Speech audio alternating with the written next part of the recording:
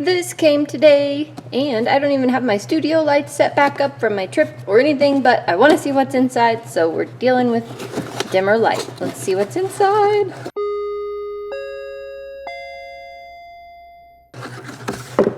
Worms. It's a heavy box, by the way. It's very hefty. Okay, the cheap plastic palette, that could be useful. More watercolor postcards. We have enough of these now to last a lifetime, except, oh no, these aren't postcards, they're cards. Ooh, fun. So they'll be able to fold in half. They come with envelopes. I see paint there, but I want to save it for last. Stonehenge hot press paper. Nice, I love these little things. Strathmore mixed media paper. The long, skinny one. I bought a sketchbook for my son that was in this long format because he likes to forge knives and he could sketch them out. His paper was just sketch paper though, I think. A brush, a round 5. I think the 5 might be a size we don't have yet. Permanent marker, graphics 4 in those colors there. Once upon a time. I suspect we might have those. I say we, meaning me. But you guys share this all with me, so I have to say we. Liquitex Acrylic ink. Oh, I'm so excited. Nice. Cadmium yellow light hue, naphthol crimson, and cerulean blue hue. Oh my goodness. I don't have these. And I've always been interested in them. There they are. Ah, this is going to be so much fun. I'll get online and see what the prompts are for this month. And here is the information that would be on the little card that normally, well, not normal anymore, but we used to get inside. You can see it just lists the supplies that we received. And there are some links here if you want to check out other things that are related to this. So that's kind of handy. But the important part here is the Paletteful prompts. So we have space, summer, compliment, and snake. And I think I'll do some of them separate because I think I want to play with these inks a little bit more. But anyway, when I opened up this tips and techniques for the Liquitex Ink Essentials set, it brings you to their site and they have these video guides and I've watched them and they're kind of pointless. They're only like 45 seconds long. There's no words or anything, so kind of pointless. I want to start with these Strathmore watercolor cards. This is what they look like. This is the right side of the paper. This is the back side of the paper. And remember, I did email them. This was a previous video several months back, and both sides of the paper are equally usable. Just one has a different texture on it. There are the envelopes. And I am certain that it is the same paper as this because it looks the same. And the back side has the exact same texture.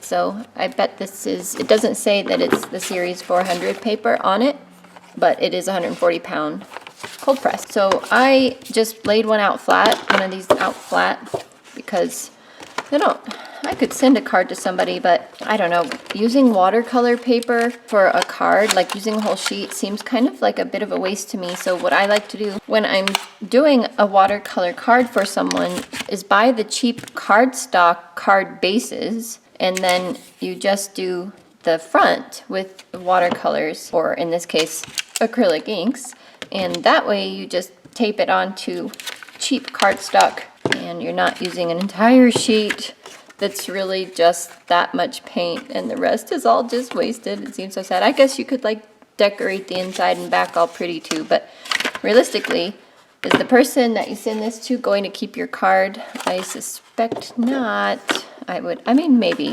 A lot of people do keep cards, and that is awesome. My one disappointment with this is I wish this were a pinker red. It is naphthol crimson, like I mentioned, and I suspect that it's going to lean a little bit towards the orange side, so we may not get a very pretty purple. At least this is a nice cyan type of blue, right? There is that.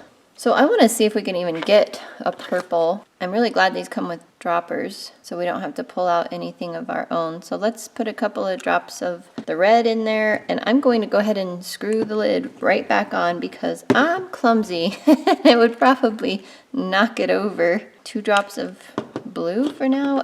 Better screw the lid on. Okay. It's kind of looking like it is going to be a muddy purple, but it needs more blue before we can make any kind of judgment. I didn't put the lid on because I think I might need another drop. So yeah, it's a pretty muddy purple. So that's the color we get offhand with that. Oh, I just accidentally added 2 drops of blue. I didn't want to do that. I only wanted 1. Ooh, that's a really pretty purple there, but it is more muted. All right, well, let's go ahead and do what I wanted to do on this, the prompt space. Now these are acrylic inks, and I don't know, have I worked with acrylic ink before? I don't know the answer to that. I want to wet the whole page, but this brush is tiny, and I'm trying to stick to the contents of the box here for this. That took a while. It's drying already. That's one thing I noticed when I used this paper the other day doing that elephant. I don't know that you've seen that on YouTube, but I did post it on Instagram, so you can follow me over there. Anyway, when I was doing that elephant, I was using this Strathmore paper, and my son's girlfriend was using B cotton watercolor paper, and mine was drying way faster, so I was able to move on a lot quicker than she was. I just want to drop the ink on this because I think that would be gorgeous, and I'm taking my chances in leaving the lids not connected. I can't paint and talk at the same time. Not latched. Without pre-mixing, I think we're going to have some trouble getting a little bit of the darker parts here in this space galaxy. Take our brush with some water, maybe not as much water. I don't want to over mix, but I want to, I don't know, this doesn't look like any version of space that I've ever seen, but we'll make it be our own version of space, I guess. Oh, look how much the paper is warping. Okay, let's see what we can do for a green. Ooh, very pretty green. And of course, more blue, it's gonna be a different green. Okay, let's do the orange. Alright, well, there's an orange. It's not the prettiest orange, but it's what we get with this type of red. And let's play with this mixed media paper here for a minute. And these graphics permanent markers. Now, I looked in my marker drawer and I didn't see that I had these. I can never open them without ripping them. I was pretty sure I did those, though I don't know. I have a lot of these sets. Oh, you know why? I think they're up there. Hold that thought. Dropping everything. No worries. Okay, yeah. Here they are. They were on top of the dresser. So we got this, except for these 3 strays here. We got this whole set in another subscription box. Wow. Okay, so let's see if we have the same colors. I'll just use the ones I have and then can put that in a giveaway bin. Ta-da. Put these away and pass them on to someone else. Yeah, these weren't in my marker drawer. They were just, like I said, on top of the dresser. I haven't gone through my, wow. All right. I haven't gone through my marker drawer with you guys yet. I've gone through 2 of the 5 drawers over there, so looks like the marker drawer needs to be next, so these can fit in there. Okay, back to the business at hand. Strathmore Mixed Media 400 series. I want to sketch a snake. Double tipped, so that's nice and thin. So if we do like,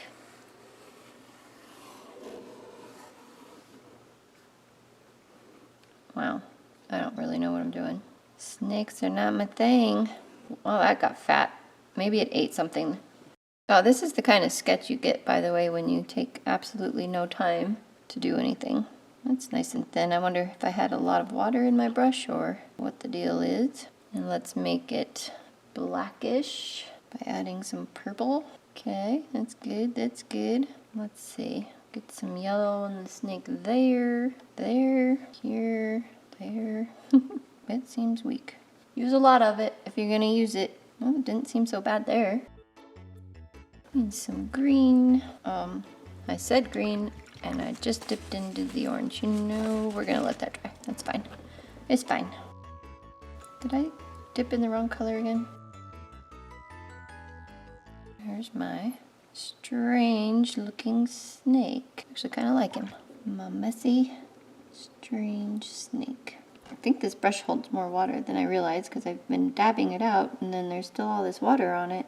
That isn't a good thing for me to do. Snake and the date. I have no idea what the date is. Too bad that's not one of the prompts for World Watercolor Month. Would acrylic ink count as watercolor? Right, all right.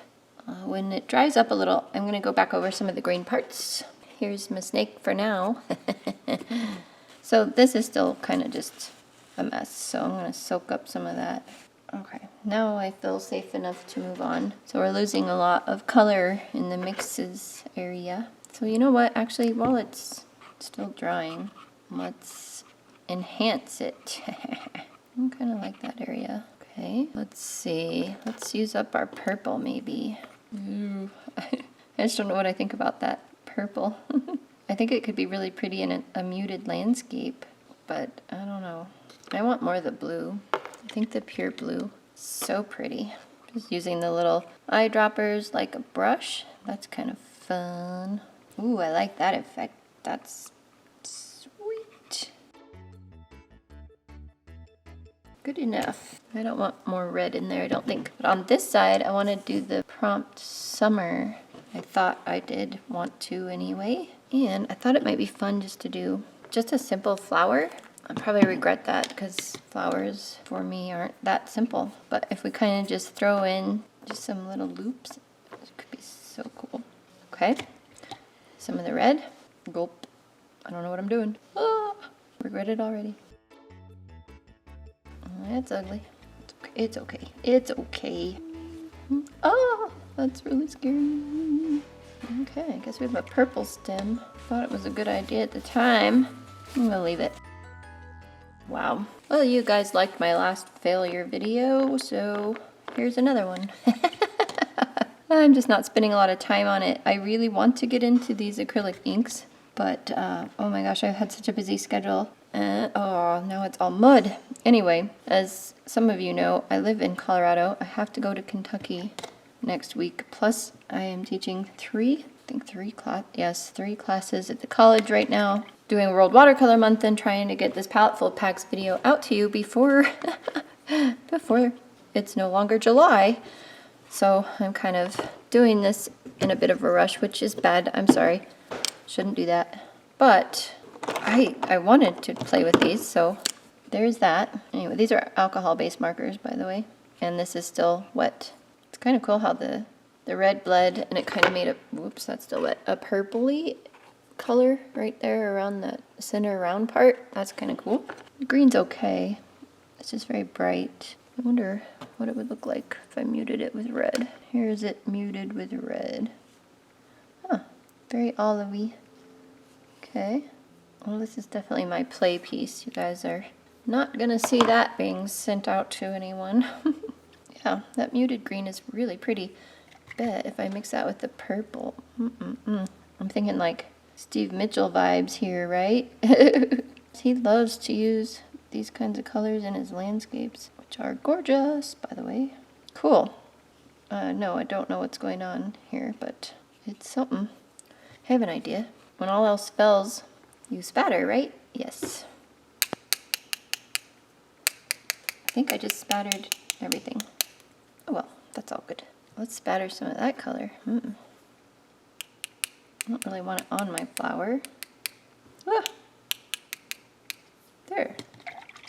It's better already. Let's do some orange. Okay. Enough of that. I'll let this dry. Show you guys the result. Oh wait, I was gonna put more green on that. And then I ruined my green by making it olivey. I'll use the olive green. Ooh, I like. Well, not bad for 30 minutes of work here. I'll get some olive green into face. Whoa, Nelly. Put some in the mouth too, why not? Okay, I'll stop. I have to stop. Gotta go. But, this is fun.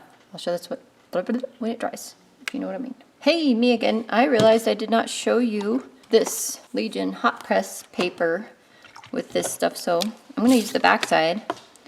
It's probably different, I don't know. Okay, just feels like nice heavy cardstock paper. For that. Interesting. And for the front side, let's do complement after all, because we can do a couple of things. We have purple and yellow. There's a complement. probably not what they meant, but that's okay, we can cheat. A little bit of blue, we got this. And watery orange, there's a compliment.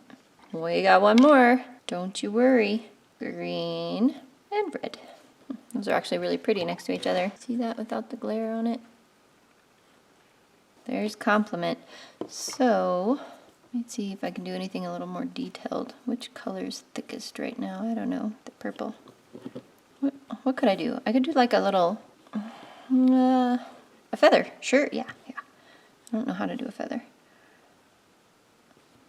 Ooh, it's really cool. How do you do a feather? Wow, okay. Well.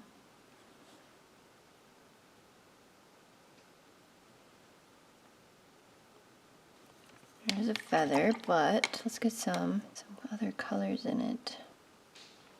Ugh, that red got a little bit of the other colors in it, so it's not nearly as pretty as it used to be. Not that it was that pretty of a color anyway. Actually, it probably is all on its own a very pretty color.